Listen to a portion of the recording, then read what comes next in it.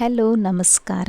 ಇವತ್ತು ಸ್ಯಾಟರ್ಡೇ ಆಗಿರೋದ್ರಿಂದ ನಾವು ಹನುಮಾನ್ ಟೆಂಪಲ್ಗೆ ಹೋಗಬೇಕು ಅಂತ ಹೇಳಿ ಬೆಳಗ್ಗೆ ಬೇಗ ಬ್ರೇಕ್ಫಾಸ್ಟ್ನ ರೆಡಿ ಮಾಡಿಟ್ಟು ನಾವು ವೀರಾಂಜನೇಯ ಸ್ವಾಮಿ ದೇವಸ್ಥಾನಕ್ಕೆ ಹೋದ್ವಿ. ಅಲ್ಲಿ ಸ್ವಲ್ಪ ಟೈಮ್ ಸ್ಪೆಂಡ್ ಮಾಡಿಬಿಟ್ಟು ಒಂದು ಕ್ವಿಕ್ ಪ್ರದಕ್ಷಿಣೆ ಹಾಕಿಬಿಟ್ಟು ನಾವು ಅಲ್ಲಿಂದ ವಾಪಸ್ ಮನೆಗೆ ಬಂದ್ವಿ. ಈವ್ನಿಂಗ್ ಮಾಲ್ಗೆ ಹೋಗೋಣ ಅಂತ ಪ್ಲ್ಯಾನ್ ಬೇರೆ ಇತ್ತು, ಹಾಗಾಗಿ ಈವ್ನಿಂಗ್ ಒರೈನ್ ಈಸ್ಟ್ ಮಾಲ್ಗೆ ಹೋದ್ವಿ.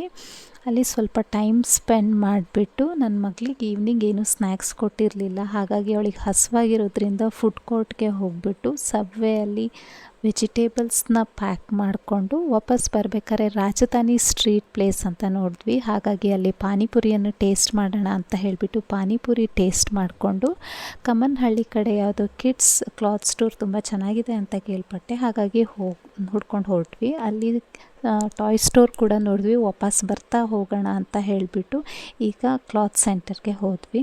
ಇಲ್ಲಿ ವೆರೈಟೀಸ್ ಆಫ್ ಕಲೆಕ್ಷನ್ಸ್ ಇದೆ, both for boys and girls.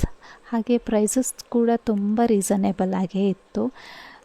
ನಿಮ್ಗೆ ಯಾರಿಗಾರು ವಿಸಿಟ್ ಮಾಡಬೇಕು ಅಂತಿದ್ರೆ ನಾನು ಡಿಸ್ಕ್ರಿಪ್ಷನಲ್ಲಿ ಅಡ್ರೆಸ್ನ ಹಾಕಿರ್ತೀನಿ, ಸೊ ನಿಮಗೆ ಫ್ರೀ ಆದಾಗ ಹೋಗಿ ವಿಸಿಟ್ ಮಾಡಿ.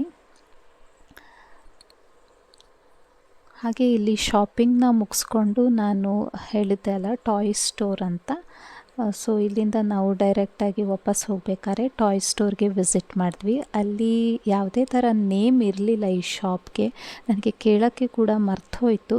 ಬಟ್ ಇಲ್ಲಿ ತುಂಬ ಚೆನ್ನಾಗಿತ್ತು. Soft toys, stationeries, activity boxes ಎಲ್ಲದು ತುಂಬಾ ಚೆನ್ನಾಗಿತ್ತು.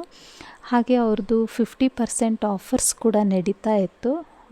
ಸಾಫ್ಟ್ ಟಾಯ್ಸ್ ಎಲ್ಲದಕ್ಕೂ ಆಫರ್ಸ್ ನಡೀತಾ ಇತ್ತು. ಕ್ಯೂಟಾಗಿ ಸಾಫ್ಟ್ ಟಾಯ್ಸಸ್ ಕೂಡ ಇತ್ತು.